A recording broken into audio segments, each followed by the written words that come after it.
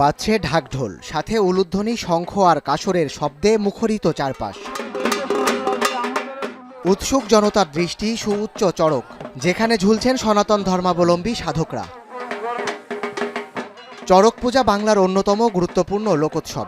বাংলা সন অনুযায়ী যখন দেশজুড়ে বর্ণাঢ্য আয়োজনে চলে বর্ষবরণ, তখন সনাতন পঞ্জিকা অনুযায়ী চৈত্র সংক্রান্তি। আর এই দিনটিতেই চলে চড়ক পূজার আনুষ্ঠানিকতা। পূজাকে ঘিরে চলে জমজমাট উৎসব, বসে গ্রামীণ মেলা।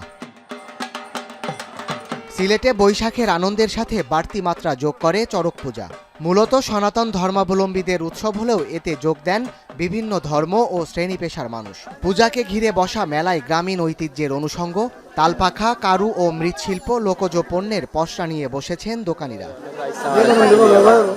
সনাতনী চৈত্র সংক্রান্তি ঘিরে ব্রাহ্মণবাড়িয়াতেও অনুষ্ঠিত হয় ব্যতিক্রমী চড়ক পূজা। পূজার মূল আকর্ষণ ছিল ভক্তদের বিভিন্ন শারীরিক কসরত। চড়ক গাছে ঘোরানো, ধারালো লোহার দণ্ড এবং ধারালো দায়ের উপর শুয়ে দেখানো হয় বিভিন্ন কসরত। এদিকে সনাতন ধর্মাবলম্বীদের চৈত্র সংক্রান্তি উপলক্ষে ঝালকাঠির কীর্তিপাশার মঠবাড়িয়াতেও ঐতিহ্যবাহী চড়ক পূজা অনুষ্ঠিত হয়। পূজা উপলক্ষে মন্দির প্রাঙ্গণে বসে গ্রামীণ মেলা। সাদাত শাহেদ, এখন।